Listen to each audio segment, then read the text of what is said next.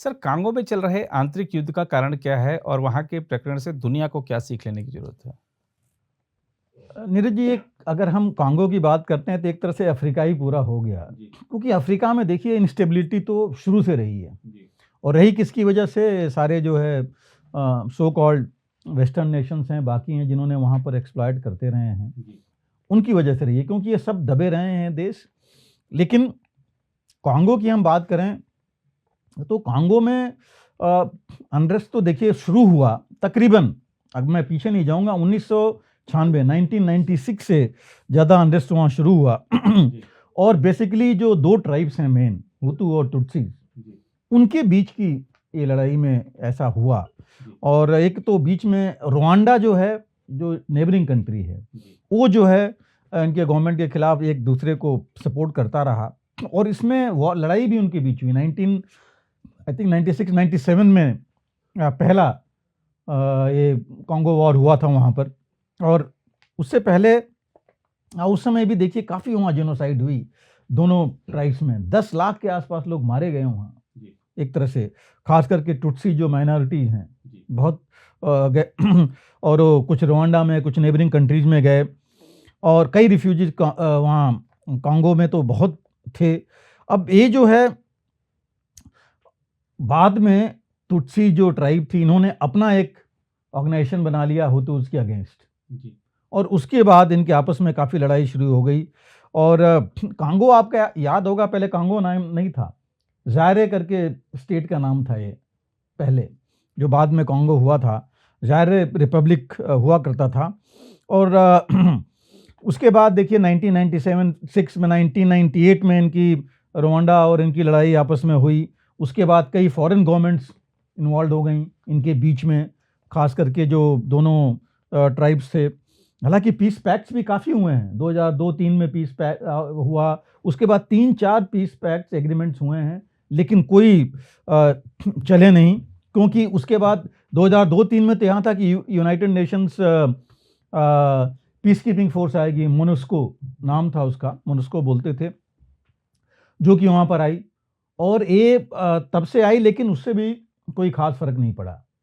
और एक peace truth and reconciliation commission बनना था, उसका भी बना, लेकिन कोई चीज़ सामने नहीं आ पाई और आपसी विश्वास नहीं बढ़ा, अनरेस्ट बढ़ता ही गया।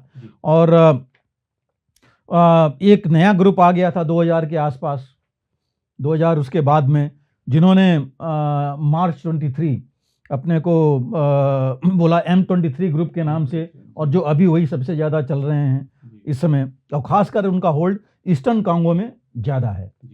तो ये ग्रुप्स बेसिकली मैक्सिमम तो ये आर्मी से आए थे जो छोड़ करके, और इनको जो है रुवांडा बैक करना शुरू कर दिया उसमें।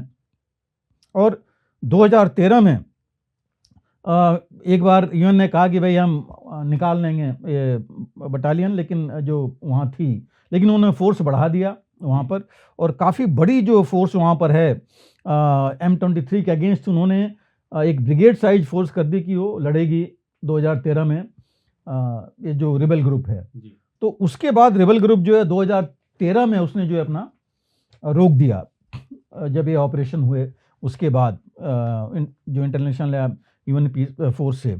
लेकिन कांगो का जहाँ तक सवाल है, ये पीस कीपिंग फोर्स भी नहीं काम कर पाई। आगे हम देखेंगे, देखिए वहाँ लार्जेस्ट एक तरह से पीस कीपिंग फोर्स है, सबसे ज़्यादा पैसा उसके ऊपर खर्च होता है, लेकिन फिर भी वहाँ कामयाब नहीं हुई। तो लेकिन कांगो के बारे में एक चीज़ हम डालें, देखिए कांगो अगेन ये जो है दुनिया के सबसे ज़्यादा रिजर्व्स हैं इसके पास मेटल्स एंड मिनरल्स के, इंक्लूडिंग रेयर अर्थ, सबसे ज़्यादा है। तो इसके बारे में लड़ाई बहुत ज़्यादा चली। आप वहाँ लिथियम, कोबाल्ट, जिंक, ये सारे जो हैं सबसे ज़्यादा हैं, और इनके बारे में हर एक जो है पावर इंटरेस्टेड था। पहले अमेरिका की काफ़ी वहाँ पर माइनिंग कंपनीज थी, बाद में बीच में 2002 के बाद बीच में कुछ हुआ, वो अपना बेचना शुरू किए, अमेरिका वहाँ से निकलना चाहता था, और चाइनीज़ कंपनीज ने वो खरीद लिया। और अब जो है सबसे ज़्यादा चीनी कंपनियां हैं वहाँ पर जो है माइनिंग ऑपरेशंस कर रही हैं उस जगह पर। फिर जो है उसके बाद उन्होंने, और ये दोनों जो है ताज्जुब की बात ये है कि ये हुआ जो चाइनीज़ कंपनी ने खरीदा, ये ओबामा के टाइम हुआ और ओबामा के बाद जब ये ट्रंप आए तब हुआ। तो उस बीच में मैक्सिमम कुछ हैं अभी भी, लेकिन काफ़ी जो है चली गई और अब मैक्सिमम जैसे मैंने कहा कि चीन की कंपनियां हैं जो कंट्रोल कर रही हैं कॉन्गो का ये पूरा माइनिंग ऑपरेशंस। इसमें आप कोबाल्ट, यूरेनियम, कॉपर, जिंक, बाकी मिनरल्स हैं और दो और हैं जो मेजर स्टेट्स हैं, यूनाइटेड अरब एमिरेट्स और स्विट्ज़रलैंड, इनकी भी कंपनियां वहाँ पर हैं। तो आप समझ सकते हैं कि कितना वहाँ पर इकोनॉमिक एक्सप्लॉयटेशन हो रहा है, जो नुकसान आफ्टर ऑल ओवरऑल कॉन्गो का ही है। और जो M23 रिबल्स की हम बात कर रहे थे, M23, ये जो है इन्होंने 2022 में दोबारा अपने आप को ऑर्गेनाइज किया। कुछ फौज से भी 300 के आसपास इनके आ गए थे सोल्जर्स, इन्होंने दोबारा ऑर्गेनाइज किया और 2022 में इन्होंने आगे बढ़ते रहे और ईस्टर्न कॉन्गो में 2-3 सिटीज़ को इन्होंने कैप्चर कर लिया। इंपॉर्टेंट सिटीज़ जो वहाँ क्या है, जो कि वहाँ कैपिटल तक वो लोग लगभग पहुँच गए थे। और कायदे में अगर देखिए ओवरऑल अगर आप बात कीजिए तो उन्होंने तकरीबन कॉन्गो के 70 लाख लोग डिस्प्लेस्ड हैं आज की डेट में, शुरू से लेकर अभी तक की। तो बहुत ज़्यादा ह्यूमन वहाँ ट्रेजेडी हो रखी है। वहाँ हर एक चीज़, एक्सप्लॉयटेशन, रेप, मॉलेस्टेशन, मतलब बहुत ज़्यादा ह्यूमैनिटेरियन, तो मतलब वहाँ एक से देखा जाए तो त्रासदी बहुत ज़्यादा है। कंडीशंस बहुत ही ज़्यादा ख़राब हैं, इकोनॉमिक कंडीशन ख़राब है, कॉलरा, मलेरिया, HIV, एड्स बहुत ज़्यादा हैं। अब जो स्टेट इंस्टीट्यूशंस हैं, जो गवर्नमेंट हैं, वो बहुत ज़्यादा कुछ कर नहीं पा रही है, उसको सपोर्ट नहीं मिला ना बाहर से, ना जो एक ईस्टर्न अफ्रीकन यूनियन है उनसे भी बहुत ज़्यादा सपोर्ट नहीं मिला। और जो इंटरनेशनल सपोर्ट जो भी कुछ था, चाहे आप UN लीजिए, अमेरिका से लीजिए, यूरोपियन यूनियन से लीजिए, चीन से, ये लोग उस तरह से सपोर्ट नहीं किए हैं जो लोकल इंस्टीट्यूशंस होने चाहिए। और इसलिए अभी तक इनस्टेबिलिटी वहाँ पर है ही है। और प्रॉब्लम इसलिए आई कि उन्होंने वहाँ जो लोकल्स थे उनको कंसल्ट नहीं किया, अपनी पॉलिसीज लेकर के वहाँ गए, और जिसकी वजह से लोगों को लगा कि ये तो एक्सप्लॉइट ही कर रहे हैं, हमारे लिए तो कुछ कर नहीं रहे हैं। तो इसलिए सिचुएशन वहाँ पर आई नहीं। मिनरल रिसोर्सेज जो मैंने कहा, हर एक आदमी चाहता रहा वहाँ पर। और जो रिबल्स हैं उनको कोई ना कोई, चाहे टुट्सी के थे, चाहे इनके हुतूस के, या अब M23, कोई ना कोई उनकी मदद करता रहा अपने लिए कि भाई तुम हमारे तरफ, हमारी जो माइनिंग है, हमारी एक्टिविटीज़ में इंटरफेयर मत करो। तो ये चीज़ चलती रही। और अगर देखा जाए तो जो मैं बता रहा हूँ तो आपसे, जो मोनिस्को मतलब जो इंटरनेशनल पीस कीपिंग फोर्स जो लगाई है UN ने, उसमें तकरीबन 10,000 से ज़्यादा, 10,200 के आसपास सोल्जर्स हैं। मतलब अगर देखा जाए हमारा तो एक डिवीज़न के बराबर की बहुत बड़ी एक फोर्स होती है जो कि वहाँ पर है। और ये जैसे मैंने कहा था, एक दुनिया की सबसे बड़ी ये UN पीस कीपिंग फोर्स वहाँ पर है।